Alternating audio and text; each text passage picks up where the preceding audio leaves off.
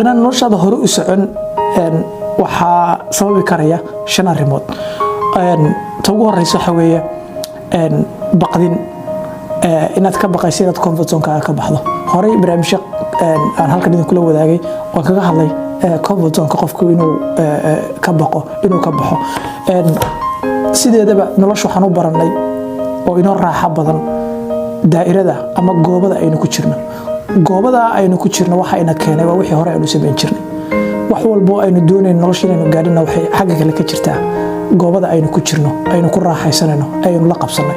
haddii aad doonayso marka inaad noloshaada wax ka bedesho waa inaad comfort zone-kaaga ka baxdo waa in wax ku dhiba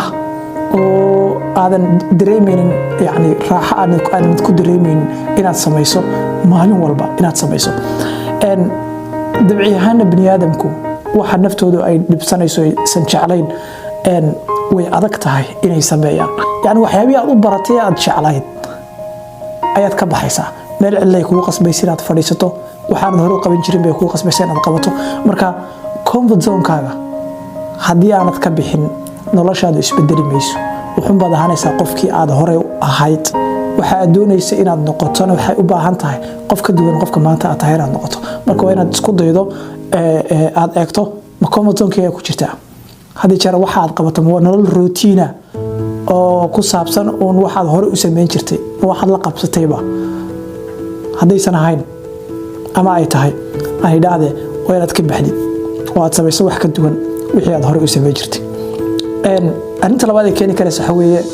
aan horeyna idinkula wadaagay waa saaxiibo qofku cidda uu 40 cisho la joogo iyagoo kala noqdaa haddii saaxiibada kugu hareeraysan ay yihiin saaxiibo aanan bartooda dhaafin aan waxba u soo kordhin adna waxa weeye halkaa unbaad fadhiyaysaa iyagunbaad la heer ahaanaysaa marka isweydii saaxiibada kugu hareeraysan ma kuwo noloshooda isbedelaysaa ma kuwo ka duwan qofkii ay ahaayeen 2017 ma ka duwan yihiin qofkii ay ahaayeen 2016 2019 marka la gaadho ma ka duwan yihiin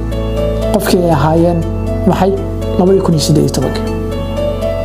dad hore u socda oo noloshooda wax ku soo kordhinaya oo wax qabad leh haddaad ku xidhato noloshaada way horumaraysaa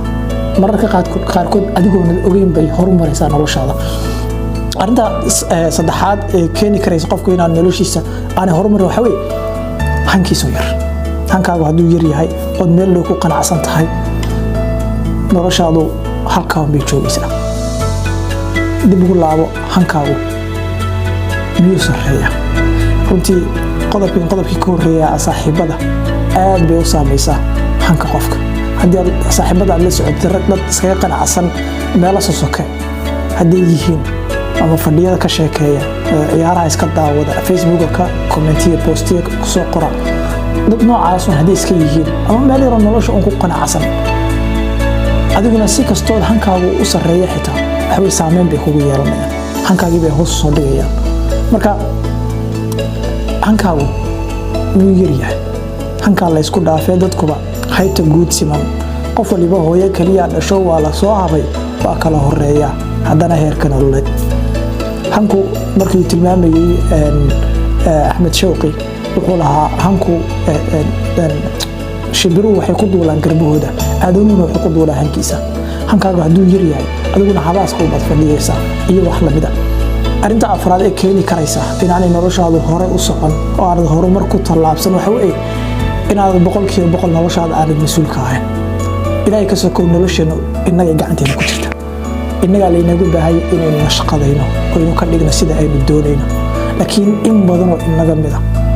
wax dabraya ee gadaalow haya waxa weeye inay cid kale ka sugayaan inay noloshooda u bedelaan waxay doonayaan inay iyagu keenaan arrintan runtii bias baynu ku nahay oo waxa weeye yaraanteedii markaynu soo koraynay soo kacaamaynay intii horta aynu yaryareen waalidkeeni baa mas-uul inaga ahaa markaynu xoogaa soo kornay iskuulka inaga mas-uulka macallimiintii baa mas-uul inaga ahaa iyo bi'adii inagu xeernay iyagaa wax kasta oo inoo muhiima nolosheena iyagaa dhihi jiray qabo oo samee laakiin markaynu soo weynaano waxa weeye wax walba inagaa laynooga baahan yahay nafteena inaynu dirqino nafteenu inaynu xakamayno oo aynu ku qasabno inay wax bedesho ama nolosheeda ay horumariso marka noloshaada 100% mas-uul ka noqo runtii dadka aan noloshooda mas-uulka ka ahayn 100% calaamadii leeyihiin lagu garto waxaa ka mid ah complaint joogta ah ciduun bay ku maanta oo dhan way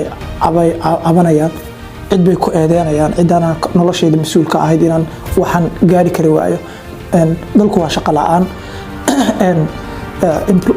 qofkeenu shaqaynaya shaqada iga soo caydiyey hooyada iyo aabbahay baa ila shaqayn la arrimahaas oo dhan waa excuse adiga hale waxaas oo dhan waa events waa xaalado dhacaya waa dhacdooyin laakiin adiga kugu xidhan tahay inaad ka jawaabtid dhacdooyinkaas kugu dhacaya marka mas'uul noloshaada ka noqo excuse-yada faraha badan tabriiraadka faraha badan iska yare waxaa la yidhahdaa qof kastoo ay bataan tabriiraadkiisa ama excuse-kiisa ay fara bataan waxaa yidhahda isbedelkiisa marka waxaa laga yaabaa waxaad u horumar leedahayba inay sabab u tahay inaad noloshaada 100% aan mas-uuliyaddeeda qaadin arrinta shanaad ee ku soo gabagabeynaya saameyn karaysa inaanay noloshaada horumar aanad ku tallaabsan ama isbedel aad ku arki weydo waxa weeye runtii aadka ugu muhiimka ah dib waxaan ugu dhigtay muhiimadda ay leedahay waxa weeye inaanad lahayn hadaf iyo hiral shimbirtii ninkii beeralayda ah u timi maxay tidhi ii xag markaas wuxuu ku yidhi xaggeed u socotaa waxay tidhi garan maayo wuxuu yidhi xaggaad ka timi waxay tidhi garan maayo wuxuu yidhi meel walbood aado way kuu bannaan tahay orda iska soco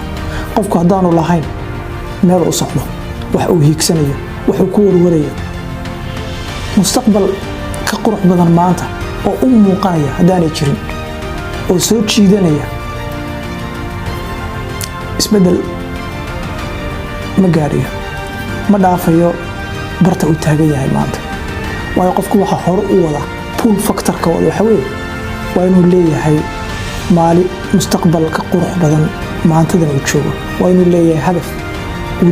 doonayo inuu gaadho uu doonayo inuu xaqiijiyo qofka duwan uu doonayo inuu noqdo qofka maanta uu yahay haddaanu jirin hadaf ama aanad hadaf lahayn runtii way adag tahay inaad horumarto way adag tahay inaad isbedesho waayo isbedelkuba wuxuu ku xidhan yahay inaad noqoto qof ka duwan qofka maanta aad tahay taana waxay u baahan tahay inuu jiro yool iyo hadaf aad baan idinkaga mahad celinaya daawashada daawateen muuqaalkan inaasan kusoo koobaya intaan barnaamij kale mar kale aan ku kulmi doono aad baan idin salaamaya asalaamu calaykum waraxmatullaahi wabarakaatu